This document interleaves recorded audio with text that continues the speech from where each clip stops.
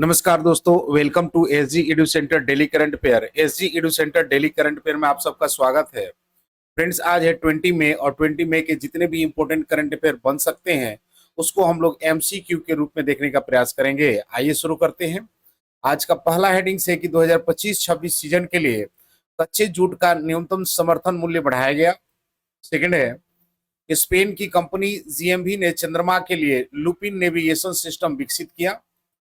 Third है FIFA ने Congo football महासंघ का निलंबन हटाकर पूर्ण सदस्यता बहाल की। फोर्थ है केरल बना देश का पहला राज्य जहां कक्षा 10 के सभी छात्रों के लिए रोबोटिक शिक्षा अनिवार्य किया गया। फिफ्थ है भारत ने बांग्लादेश से रेडीमेड गारमेंट्स और प्रोसेस्ड फूड के आयात पर पोर्ट बैन लगाया। सिक्स्थ है कि मई 2025 में छत्तीसगढ़ तेलंगाना सीमा पर नक्सलवाद के खिलाफ शुरू हुआ ऑपरेशन। सेवेंथ है कि इसरो का 101वां मिशन IOS-09 लॉन्च के बाद विफल PSLV C61 रॉकेट का इस्तेमाल हुआ था। एट्थ है कि संयुक्त राष्ट्र सुरक्षा परिषद द्वारा दारफुर अपराधों की जांच के लिए सूडान को ICC के अधिकार क्षेत्र में सौंपा गया। नाइन्थ है कि तेलंगाना में शुरू हुआ सरस्वती पुष्करालू महोत्सव जो हर 12 साल में एक बार मनाया जाता है। टेंथ है कि IIT दिल्ली ने हाई स्कूल छात्रों के लिए स्टेम प्रशिक्षण हेतु मानसवी मेंटरशिप पहल शुरू की। फ्रेंड्स, आज का कोटेशन है कि हार मत मानो क्योंकि बड़ी कामयाबी अक्सर आखिर कोशिश के बाद ही मिलती है। यानी don't give up because great success often come just after the final attempt. Friends, हम लोग 19 में के जितने भी इंपॉर्टेंट करंट अफेयर देखे थे उसको शॉर्टली में रिवाइज कर लेते हैं कि हाल ही में वर्तमान वित्तीय वर्ष में भारतीय अर्थव्यवस्था में कितनी प्रतिशत वृद्धि का अनुमान संयुक्त राष्ट्र ने लगाया है, तो 6.3%। हाल ही में किस देश में याला ग्लेशियर को लुप्त घोषित किया गया, तो नेपाल। हाल ही में किस देश में लासा बुखार के प्रकोप से 138 लोगों की मृत्यु हुई, तो नाइजीरिया। मई 2025 में रिन्यू पावर द्वारा भारत का सबसे बड़ा नवीकरणीय ऊर्जा कॉम्प्लेक्स किस राज्य में उद्घाटित किया गया, तो आंध्र प्रदेश में। कोरिया टूरिज्म के ब्रांड एम्बेसडर के रूप में किसे नियुक्त किया गया है, तो हिना खान को। संयुक्त राष्ट्र के अनुसार 2025 और 26 में दुनिया की सबसे तेजी से बढ़ने वाली प्रमुख अर्थव्यवस्था कौन सा होगा, तो इंडिया। नीरज चोपड़ा ने दोहा डायमंड लीग 2025 में कौन सा पदक जीता, तो ब्रॉन्ज। हाल ही में किस मंत्रालय ने एक देश एक धड़क धड़क पहल का अनावरण किया है, तो मिनिस्ट्री ऑफ कल्चर। भारत का पहला मानव युक्त गहरे समुद्र मिशन समुद्रयान वर्ष 2026 के अंत तक किस संगठन द्वारा लॉन्च किया जाएगा, the national institute of ocean technology यानी NIOT के द्वारा। एती कोली ड्यूटी पार्ट योजना किस राज्य सरकार ने शुरू किया है, तो असम राज्य सरकार ने। फ्रेंड्स, आज का पहला क्वेश्चन है कि 2025-26 सीजन के लिए कच्चे जूट का न्यूनतम समर्थन मूल्य यानी MSP कितने रुपए प्रति क्विंटल बढ़ाया गया है, यानी by how much has the minimum support price for raw jute been increased for the 2025-26 season? Option A 250 rupees per quintal, option B 300 rupees per quintal, option C 315 per quintal और option D 350 पर quintal. तो इसका सही answer है friends कि 315 पर quintal जो है 2025-26 सीजन के लिए कच्चे जूट का न्यूनतम समर्थन मूल्य प्रति क्विंटल बढ़ाया गया है। फ्रेंड्स, MSP है, वर्ड MSP यानी मिनिमम सपोर्ट प्राइस। देख लेते हैं मिनिमम सपोर्ट प्राइस से रिलेटेड कुछ महत्वपूर्ण पॉइंट को। न्यूनतम समर्थन मूल्य क्या है, यानी न्यूनतम समर्थन मूल्य जो है वह न्यूनतम कीमत है जिस पर सरकार किसानों से फसल खरीदने की गारंटी देती है। इसका उद्देश्य है कि किसान को बाजार में कीमत गिरने के जोखिम से बचाना है। उद्देश्य है कि किसानों को उचित आय सुनिश्चित करना, जरूरी फसल का उत्पादन बढ़ाना, किसानों को बाजार में सुरक्षा देना, देश की खाद्य सुरक्षा को सुनिश्चित करना। MSP तय कौन करता है, तो MSP की सिफारिश कृषि लागत और मूल्य आयोग यानी CACP करती है और अंतिम मंजूरी जो है आपको आर्थिक मामलों की मंत्रिमंडलीय समिति यानी CCEA द्वारा दी जाती है। फ्रेंड्स, MSP तय करते समय किन किन बातों को ध्यान देना है, तो पहला उत्पादन की लागत पर, दूसरा मांग और आपूर्ति, तीसरा बाजार में कीमत की रुझान, चौथा अन्य फसलों की तुलना, और पांचवा उपभोक्ता और अर्थव्यवस्था पर प्रभाव। किन किन फसलों में एमएसपी घोषित किया जाता है? तो भारत सरकार द्वारा कुल 23 फसलों पर एमएसपी तय करता है। अनाज की हम बात करें तो गेहूं, धान, मक्का और जौ है। दाल की बात करें तो मूंग, उड़द, अरहर। तेल बीज की बात करें तो सरसों, मूंगफली, सोयाबीन। और व्यावसायिक फसलों की बात करें तो कपास, गन्ना, जूट जो है, इन पर एमएसपी दी जाती है। एमएसपी का महत्व क्या है? तो एमएस किसानों की आय को सुरक्षा मिलती है, ग्रामीण संकट को कम करता है, कृषि बाजार में स्थिरता लाता है और कृषि में निवेश को बढ़ावा देता है। फ्रेंड्स, इसकी कुछ चुनौतियां भी हैं, जैसे एमएसपी का लाभ कुछ ही राज्य और कुछ फसलों तक ही सीमित है। भंडारण और परिवहन की समस्याएं हैं। गेहूं और धान जैसी फसलों का अधिक उत्पादन बाजार व्यवस्था में विकृत उत्पादन हो सकती है। फ्रेंड्स, देख लेते हैं इसके कुछ एडिशनल इंफॉर्मेशन को कि केंद्र सरकार ने 2025-26 विपणन सीजन के लिए कच्चे जूट का न्यूनतम समर्थन मूल्य पिछले वर्ष की तुलना में 315 रुपया प्रति क्विंटल बढ़ा दिया है। अब 2025-26 में सीजन के लिए कच्चे जूट का नया एमएसपी 5,650 प्रति क्विंटल तय किया गया है, जो वर्ष 2024-25 में 5,335 प्रति क्विंटल था। यह वृद्धि 6% की बढ़ोतरी को दर्शाता है। इस बढ़ोतरी से जूट किसान को अखिल भारतीय औसत लागत पर 66.8% का लाभ मिलेगा। नेक्स्ट क्वेश्चन है कि हाल ही में स्पेनिश कंपनी जीएमवी ने ल्यूपिन नेविगेशन प्रणाली किसके लिए विकसित किया है? यानी recently Spanish firms GMV has developed the lupin navigation system for whom? Option A moon, option B Mars, option C Mercury और ऑप्शन डी सैटर्न। तो इसका सही आंसर है फ्रेंड्स कि मून के लिए जो है स्पेनिश कंपनी JMV ने ल्यूपिन नेविगेशन प्रणाली विकसित किया है। देख लेते हैं इसके कुछ एडिशनल इंफॉर्मेशन को। स्पेन की तकनीक कंपनी GMV ने ल्यूपिन नेविगेशन सिस्टम विशेष रूप से चंद्रमा के लिए विकसित किया है।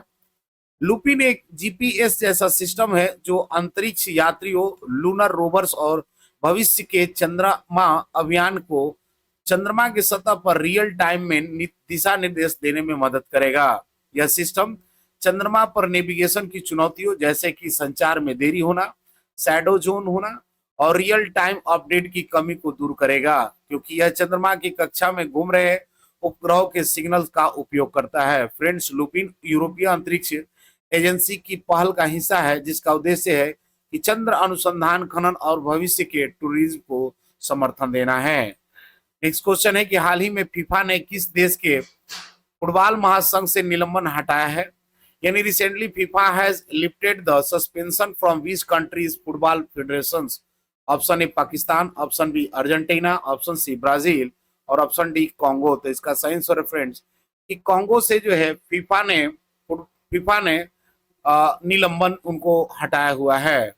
देख लेते हैं इसके कुछ एडिशनल इंफॉर्मेशन को कि हाल ही में फीफा ने कांगो गणराज्य के फुटबॉल महासंघ से निलंबन हटाया है। यह निलंबन तीसरे पक्ष के हस्तक्षेप, विशेष रूप से कांगो के खेल मंत्रालय के कारण लगाया गया था, जो राष्ट्रीय फुटबॉल संगठन की स्वायत्तता की फीफा नीति का उल्लंघन था। यह प्रतिबंध लगभग 3 महीने तक रहा, जिससे कांगो में फुटबॉल गतिविधियां बाधित हो गई थी और महासंघ के मुख्यालय सहित कई प्रशिक्षण केंद्र बंद कर दिए गए थे। फीफा ने निलंबन तब हटाया जब कांगो सरकार ने सभी शर्तें पूरी कर दी, जिसमें महासंघ का पूरा नियंत्रण निर्वाचित अधिकारियों को लौटाना शामिल था। नेक्स्ट क्वेश्चन है कि कौन सा राज्य 10वीं कक्षा के सभी छात्रों के लिए रोबोटिक्स शिक्षा अनिवार्य करने वाला पहला राज्य बना है? यानी which has become the first state to make robotics education compulsory for all class 10 student? Option A Maharashtra, option B Kerala, option C Gujarat और ऑप्शन डी उत्तर प्रदेश। तो इसका सही आंसर फ्रेंड्स कि केरल सरकार ने 10वीं की कक्षा के सभी छात्रों के लिए रोबोटिक्स शिक्षा अनिवार्य कर दिया है। फ्रेंड्स, केरल सरकार ने किया है, तो देख लेते हैं केरल को मैप पर। तो केरल जो है साउथ इंडिया का एक स्टेट है जिसका कैपिटल तिरुवनंतपुरम है। सीएम पिनराई विजयन और गवर्नर की बात करें तो राजेंद्र आर्लेकर। लोकसभा की 20, राज्यसभा की 9 और स्टेट लेजिस्लेट आपको यूनिकैमरल्स है। देख लेते हैं इसके कुछ एडिशनल इंफॉर्मेशन को कि केरल देश का पहला राज्य बन गया है जहां कक्षा 10 के सभी छात्रों के लिए रोबोटिक शिक्षा अनिवार्य कर दी गई है। यह नियम 2 जून 2025 से लागू होगा। जिससे राज्य के लगभग 4.3 लाख छात्र लाभान्वित होंगे। कक्षा 10 की सूचना और संचार प्रौद्योगिकी यानी आईसीटी की पाठ्य पुस्तक में द वर्ल्ड ऑफ रोबोटिक्स नामक छठा अध्याय जोड़ा गया है। इस पाठ्यक्रम में सर्किट बनाना, सेंसर और एडुकेटर का उपयोग और इलेक्ट्रॉनिक डिवाइस को कंट्रोल करने के लिए प्रोग्रामिंग जैसी व्यवहारिक गतिविधियां शामिल हैं। इस पहल के तहत केरल के सरकारी और सहायता प्राप्त स्कूलों में 29,000 रोबोटिक किट वितरित की जा चुकी हैं। नेक्स्ट क्वेश्चन है कि हाल ही में भारत ने तैयार वस्त्र और प्रोसेस्ड फूड जैसी कुछ उत्पादों के आयात पर किस देश में पोर्ट बैन यानी बंदरगाह प्रतिबंध लगाया है? Recently, India has imposed port ban on the import of certain goods like ready-made garments and processed food items from which country? Option A China, option B तुर्की, ऑप्शन सी बांग्लादेश और option D none of this. तो इसका सही answer है friends कि बांग्लादेश पर भारत ने तैयार वस्त्र और प्रोसेस्ड फूड जैसे कुछ उत्पादों के आयात पर पोर्ट बैन लगाया है। फ्रेंड्स, बांग्लादेश पर लगाया गया है ये पोर्ट बैन। तो देख लेते हैं बांग्लादेश को मैप में। बांग्लादेश जो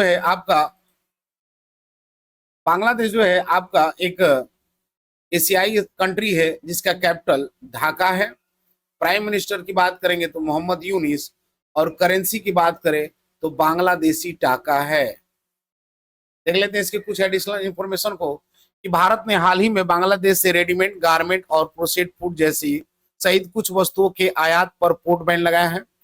नए नियम के अनुसार इन वस्तुओं का आयात अब केवल 2 समुद्री बंदरगाहों नावा सेवा मुंबई और कोलकाता के माध्यम से ही किया जा सकेगा, जबकि सभी भूमि बंदरगाहों से आयात पर प्रतिबंध लगा दिया गया है। प्रभावित वस्तुओं में रेडीमेड गारमेंट, प्रोसेस्ड फूड्स, फल, ड्रिंक्स, प्लास्टिक उत्पाद, डाई, लकड़ी का फर्नीचर, कार्टन वेस्ट आदि शामिल हैं। इस कदम ने से बांग्लादेश के साथ लगभग $770 मिलियन के व्यापार पर असर पड़ेगा, जो कुल द्विपक्षीय आयात का लगभग 42% है। नेक्स्ट क्वेश्चन है कि मई 2025 में छत्तीसगढ़ तेलंगाना सीमा पर नक्सलवाद के खिलाफ सुरक्षा बलों द्वारा कौन सा ऑपरेशन चलाया गया? यानी which operation has been launch by security force against naxalism on the Chhattisgarh Telangana borders in May 2025? Option A operation red सावर, option B operation black forest, option C operation white tiger और option D operation green shield. तो इसका सही answer friends कि operation black forest जो है छत्तीसगढ़ तेलंगाना की सीमा पर नक्सलवाद के खिलाफ सुरक्षा बलों द्वारा चलाए जाने वाला ऑपरेशन है। देख लेते हैं इसके कुछ एडिशनल इंफॉर्मेशन को कि मई 2025 में छत्तीसगढ़ तेलंगाना सीमा पर सुरक्षा बलों ने एक बड़ा नक्सली विरोधी अभियान शुरू किया जिसका नाम ऑपरेशन ब्लैक फॉरेस्ट है। यह ऑपरेशन करेगुट्टा हिल्स के घने जंगल और कठिन इलाकों में स्थित माओवादी ठिकानों को निशाना बनाकर चलाया गया है।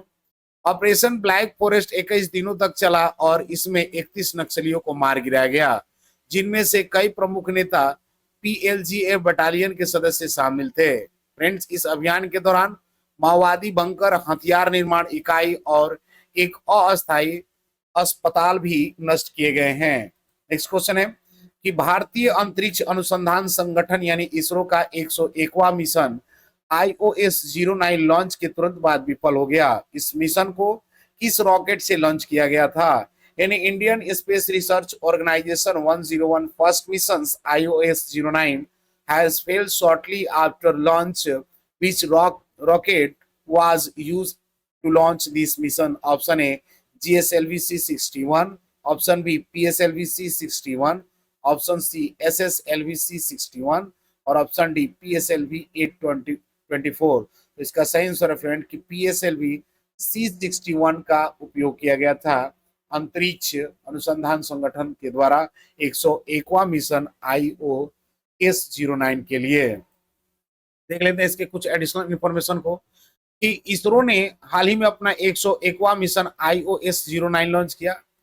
मिशन लॉन्च के तुरंत बाद तकनीकी खराबी के कारण विफल हो गया। इस मिशन के लिए PSLV C61 रॉकेट का इस्तेमाल किया गया था। PSLV का फुल फॉर्म होता है polar satellite launch vehicle. ISRO का सबसे भरोसेमंद लॉन्च व्हीकल है, लेकिन इस मिशन में तकनीकी गड़बड़ी आ गई इस विफलता की जांच इसरो के विशेषज्ञ समिति द्वारा की जा रही है ताकि भविष्य में ऐसी घटनाओं पर रोका जा सके। नेक्स्ट क्वेश्चन है कि किसने अपने देश में किए गए अपराधों की जांच के लिए आईसीसी यानी अंतर्राष्ट्रीय आपराधिक न्यायालय को अधिकार दिया है, यानी who has given the jurisdictions to ICC to investigate crimes committed in his country. Option A Egypt, option B Libya, option C Sudan और ऑप्शन डी चाड। तो इसका सही आंसर है फ्रेंड्स कि सूडान ने अपने देश में किए गए अपराधों की जांच के लिए आईसीसी यानी अंतर्राष्ट्रीय आपराधिक न्यायालय को अधिकार दिया है। देख लेते हैं इसके कुछ एडिशनल इंफॉर्मेशन को कि अंतर्राष्ट्रीय अपराध न्यायालय आईसीसी को सूडान में हुए अपराधों की जांच का अधिकार मिला है। विशेष रूप से दारफूर क्षेत्र में सूडान रोम संविध का सदस्य नहीं है, लेकिन संयुक्त राष्ट्र सुरक्षा परिषद ने मार्च 2005 में प्रस्ताव 1593 के तहत दारफूर मामले में आईसीसी को सौंपा था। इस निर्णय के तहत आईसीसी को जुलाई 2002 में से दारफूर सूडान में हुए नरसंहार, युद्ध अपराध और मानवता के खिलाफ अपराधों की जांच और अभियोजन का अधिकार मिला हुआ है। सूडान ने स्वेच्छा से यह अधिकार नहीं दिया है, बल्कि यह अधिकार संयुक्त राष्ट्र सुरक्षा परिषद की सिफारिश के आधार पर लागू हुआ है, जिसे अंतरराष्ट्रीय स्तर पर मान्यता प्राप्त है। नेक्स्ट क्वेश्चन है कि सरस्वती पुष्करालु उत्सव जो हर 12 साल में मनाया जाता है किस राज्य में शुरू हुआ है, यानी in which state was the Saraswati Puskaralu festival started, which is celebrated once in 12 year? Option A Haryana, option B Telangana, option C Assam और ऑप्शन डी गुजरात। तो इसका सही आंसर फ्रेंड्स कि तेलंगाना जो है सरस्वती पुष्करालु उत्सव जो कि हर 12 साल पर मनाया जाता है वहां पर शुरू किया गया है। देख लेते हैं इसके कुछ एडिशनल इंफॉर्मेशन को कि सरस्वती पुष्करालु महोत्सव हर 12 वर्ष में एक बार मनाया जाता है और यह पवित्र सरस्वती नदी की पूजा को समर्पित है। 2025 में महोत्सव तेलंगाना राज्य के कालेश्वरम जिला जयशंकर भोपाल पल्ली में शुरू हुआ था। यह पर्व तब मनाया जाता है जब बृहस्पति ग्रह मिथुन राशि में प्रवेश करता है, जिसे सरस्वती नदी की पूजा के लिए अत्यंत शुभ माना जाता है। इस आयोजन में त्रिवेणी संगम, गोदावरी, प्राणहिता और सरस्वती नदियों का संगम पर पवित्र स्नान, दैनिक यज्ञ, सांस्कृतिक कार्यक्रम और पर्यावरण जागरूकता गतिविधियां शामिल है। फ्रेंड, तेलंगाना राज्य के गठन के बाद यह सरस्वती पुष्करालु का पहला आयोजन हो रहा है। नेक्स्ट क्वेश्चन है और आज का अंतिम क्वेश्चन है कि हाल ही में मानसवी मेंटरशिप पहल जो हाई स्कूल की लड़कियों को स्टेम यानी विज्ञान, तकनीक, इंजीनियरिंग और गणित में प्रशिक्षित करने के लिए शुरू की गई है, किसने लॉन्च किया है, यानी who has recently launched the Mansavi Mentorships Initiative to train high school girls in STEM? Option A IIT Mumbai, option B IIT Delhi, option C IIT Kanpur और ऑप्शन डी IIT मद्रास। तो इसका सही आंसर फ्रेंड्स कि IIT दिल्ली ने Manasvi mentorship पहल जो high school की लड़कियों को STEM यानी विज्ञान, तकनीकी, इंजीनियरिंग और गणित में प्रशिक्षित करने के लिए शुरू किया गया है। देख लेते हैं इसके कुछ एडिशनल इंफॉर्मेशन को कि हाई स्कूल के छात्राओं को स्टेम यानी विज्ञान, प्रौद्योगिकी, इंजीनियरिंग और गणित में प्रशिक्षण करने के लिए मानसवी मेंटरशिप पहल IIT दिल्ली द्वारा शुरू किया गया है। यह कार्यक्रम IIT दिल्ली के एकेडमिक आउटरीच और नई पहल कार्यालय द्वारा आयोजित किया जाता है, जिसका उद्देश्य कक्षा 9 से 12 तक की छात्राओं को स्टेम कैरियर के लिए प्रायोजित करना है। इसमें तकनीकी कार्यशालाएं, लैब डेमो, विशेषज्ञ व्याख्यान, इंटरैक्टिव सत्र शामिल है ताकि छात्राओं में आत्मविश्वास बढ़े और स्टेम छात्रों में लैंगिक असंतुलन कम हो। फ्रेंड्स, मई 2025 में आयोजित चौथे संस्करण में 100 छात्रों ने भाग लिया था। लास्ट वीडियो क्वेश्चन था कि हाल ही में किस मंत्रालय ने एक देश एक धड़क पहल का अनावरण किया है, तो इसका सही आंसर था ऑप्शन ए संस्कृति मंत्रालय द्वारा। आज का क्वेश्चन है कि हाल ही में मानसवी मेंटरशिप पहल जो हाई स्कूल की लड़कियों को स्टेम विज्ञान, तकनीक, इंजीनियरिंग और गणित में प्रशिक्षित करने के लिए शुरू की गई है, किसने लॉन्च किया है? Option A IIT Bombay, IIT Delhi, option C IIT Kanpur और option D IIT Madras. Friends, इसका आंसर कमेंट बॉक्स में जरूर दें। मिलते हैं अगले वीडियो में, तब तक के लिए जय हिंद।